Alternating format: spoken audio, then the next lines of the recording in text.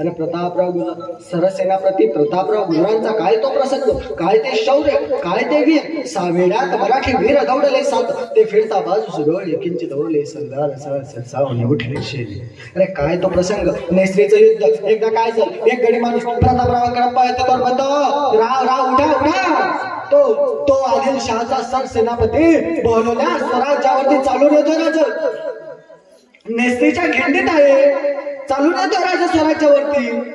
रावांना आदेश आला की बहलोल्याला मारावं अथवा ठेचावं अथवा जिवंत पकडून रायगडावर आणावं.